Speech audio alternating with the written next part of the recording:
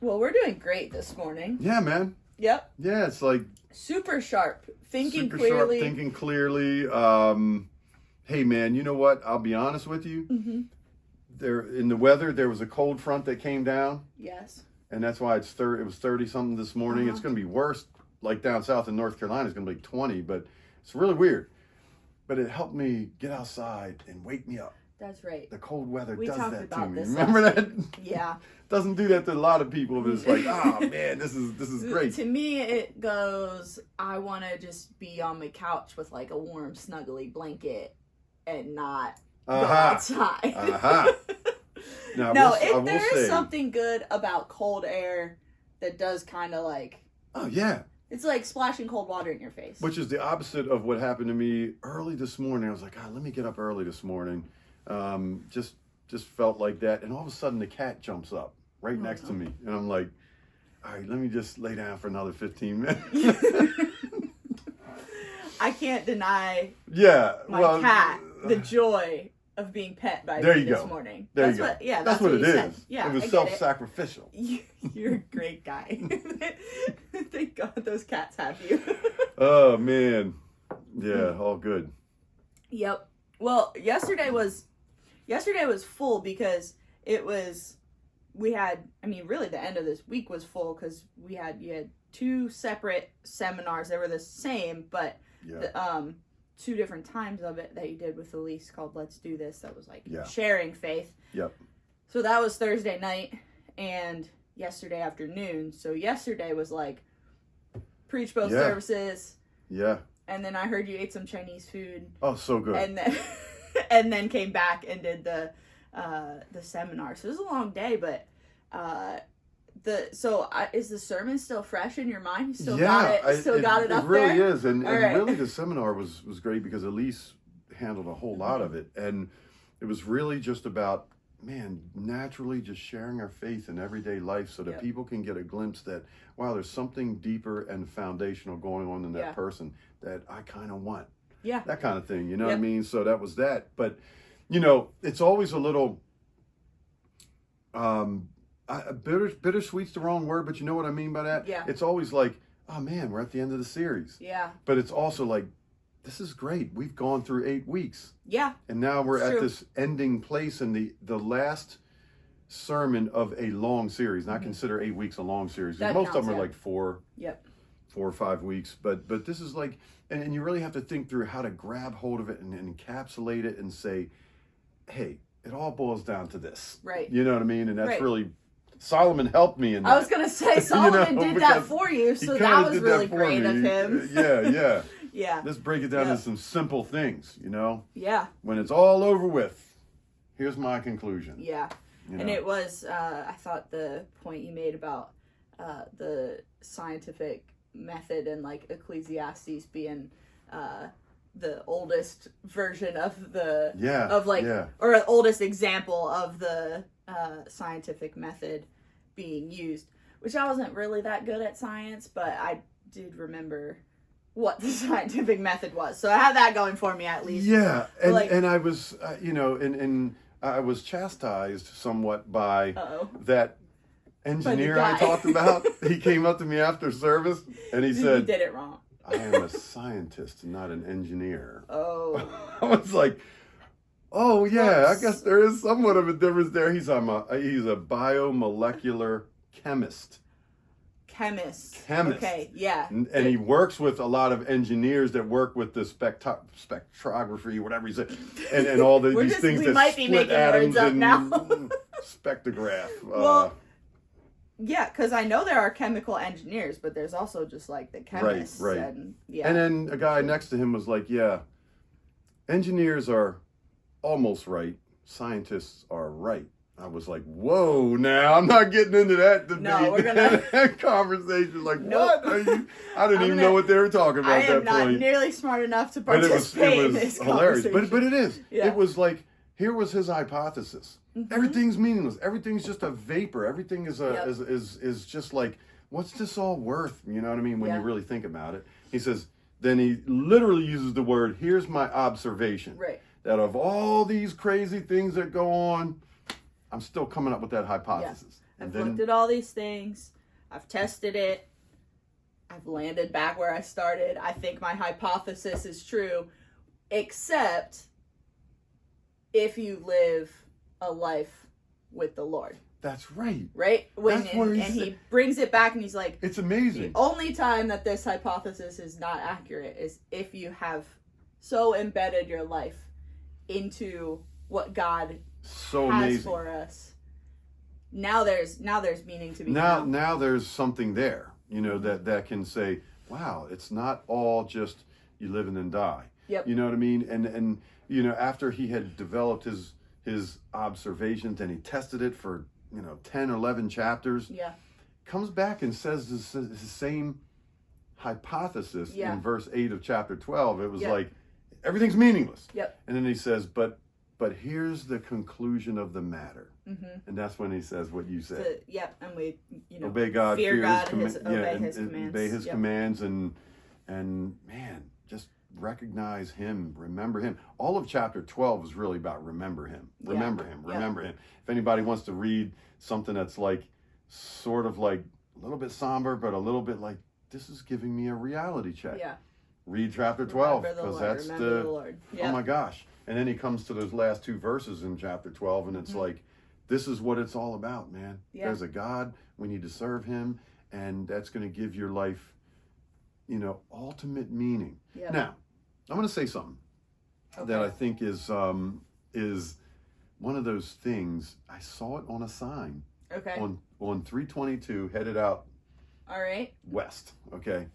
And it said something about this. I'm going to botch the saying, but it was a sign painted by a mailbox, very clear to the road of somebody's house, that says, with Jesus, life is worth living. Okay. And I hear other things like that, that like, there's no meaning to life without Jesus. Right. And I want to, let's be real. Okay. I don't think those are exactly true. I think they've taken a true thing, but turned around the order of the words in a way that makes it not super true anymore, Yeah. And do you remember me talking yesterday about the word simple? Yeah. And simplistic? Yep.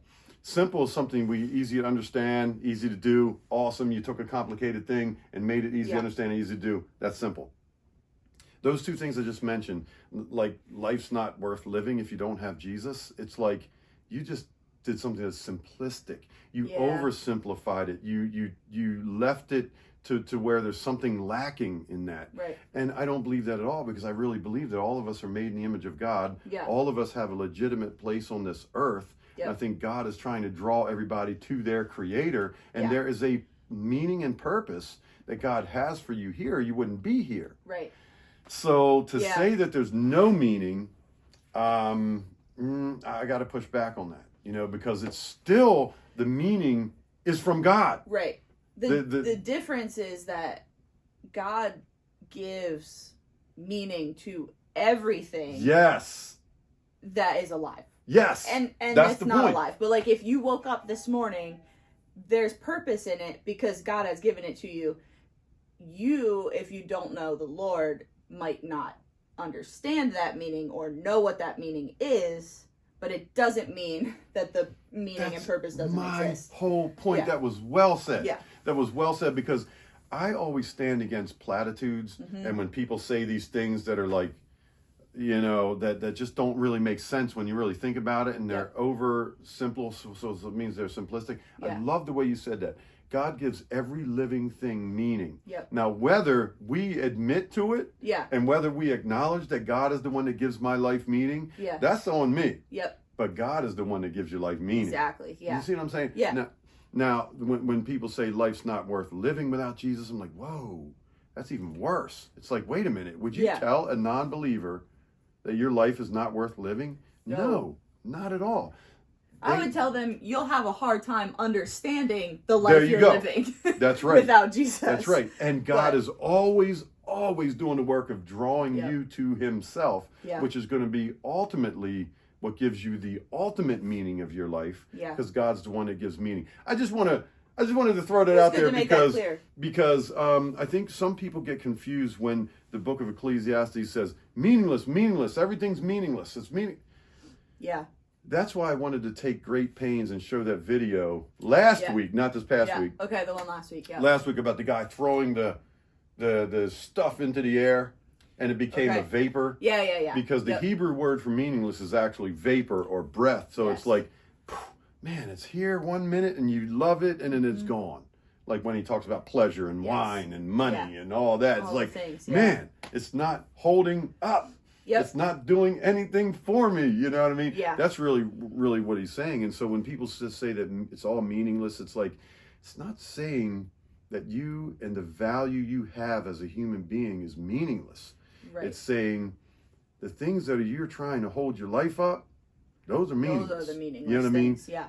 And so I just kind of wanted to throw that out there. And the video yesterday was just about simplicity. It's just like, make your life simple. But it was good to look at that because it is pursuing simple faith that helps us to understand like the meaning in our life, right? So, and that's why we ended with that yesterday, was because you're talking about, okay, we fear God, obey his commands. That's the ultimate way to get meaning, like understand the meaning of what is happening around you, is this simple faith. And you had 3 different kind of points in living a life of prayer, living a life of love, living a life of belief.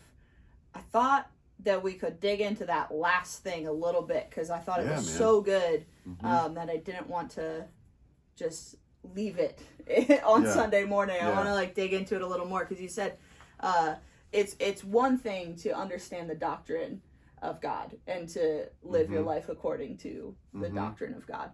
That's sort of the easy thing, and then there's the next level, because it's a whole other thing to live in the mystery of God and say, okay, doctrine doesn't explain everything. And it's, I think, in the mysterious times of life, whether it's like, oh my goodness, this is really horrible, what's the meaning of it? Or, oh my gosh, this is really awesome, what's the meaning of it?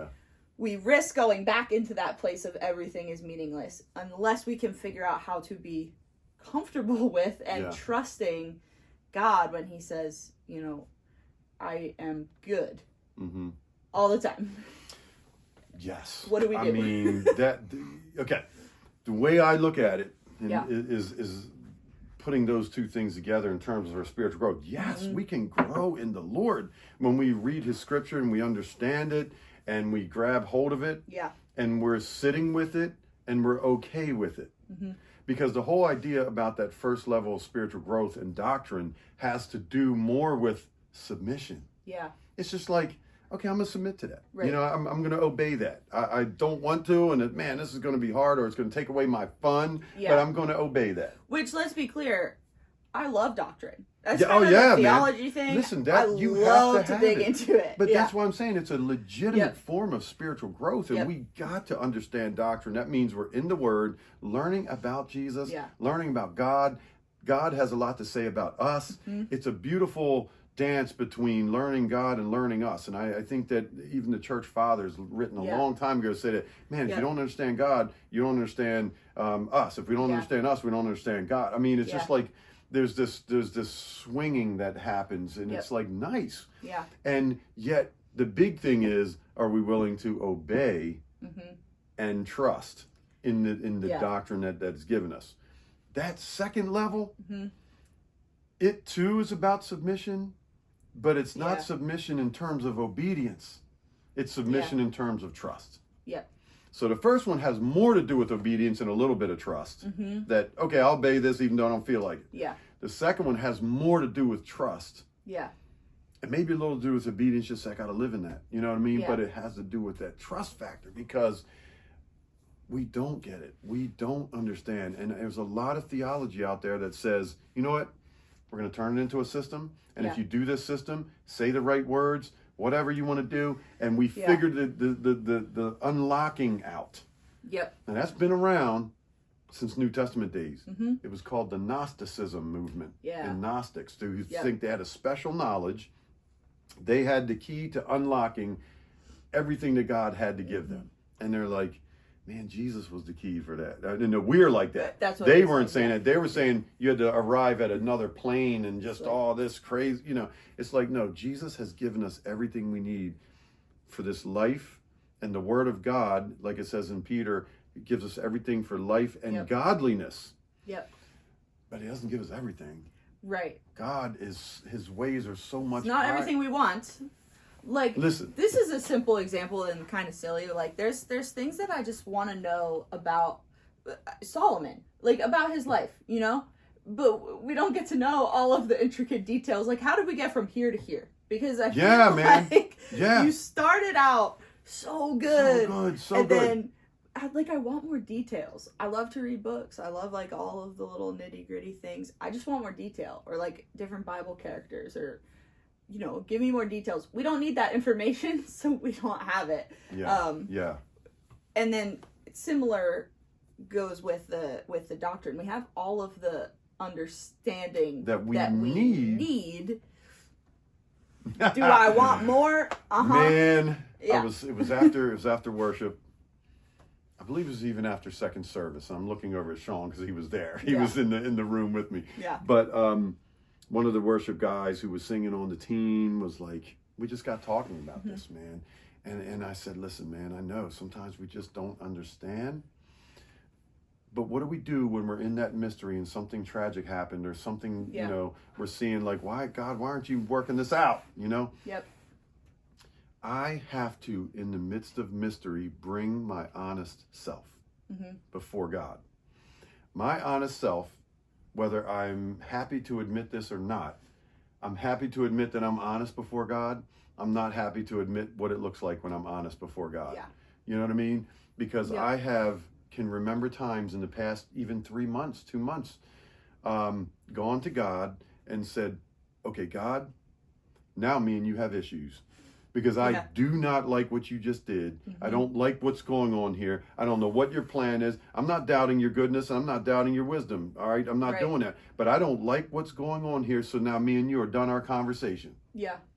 I didn't want to. I was in a very bad place. Yeah. And I brought that. And for some reason, when I bring my honest self, God can handle all that. He can handle my anger. He can handle my doubt. He can handle all of that. And that's when I bring my honest self, that's when he starts to soften me. Yeah. And I'm like, oh man, I'm starting to realize a little more how I've got to trust him more. Right. You know what I mean? Yep. And so I love when I go to God when I'm like, God, thank you for this. And I'm starting to understand what you're doing here and all this and that. And I submit to it. I wish I was there all the time, but I'm not. Right. You know what I mean? Yeah. But when we bring our honest self to the doctrine and to the mystery, you know what? That's where God does his greatest work. Yeah. You know? And it's where we come back to with that verse in Proverbs that we've brought up a few times in this series. Just, you know, trust in the Lord. Yeah. Not in your own understanding. And that's what we need to do. That's the Proverbs 3, 5, and 6. And we, you know, that's where we need to be. That's a great point. That's a great way to encapsulate what we just said. Yeah. Even though I didn't use that verse to encapsulate my section on that. I kind of used that to close the whole service, but great point. It flows right into it. Flows right into it. Yep. Yeah. Yep. My understanding, very narrow compared to the Lord. And he'll set us up for success, man. We just lean on him. Let him have it, you know? Yep. So there's our challenge coming out of this. Yeah, man. 8 weeks of Solomon's life. It's a good challenge. But good challenge. And thanks for sitting with me all these 7-8 weeks to, you know, just to kind of talk through all this. Yeah, man. Happy to be here. And now honestly it's Holy Week. Easter coming. And Good Friday. You're doing a lot with that service. Good Friday service. The Good Friday service coming up. Actually on this Good Friday. Friday. It's next Friday. I know. Yeah. If it's we got Palm Sunday first. Yeah, Palm Sunday's this Sunday, then Good Friday, then Easter, and that's all here at the church. So we'll see you all then. Awesome. Celebrating. Yeah, man. Cool. All Thanks right. a lot. Happy Monday. See you. Happy Monday.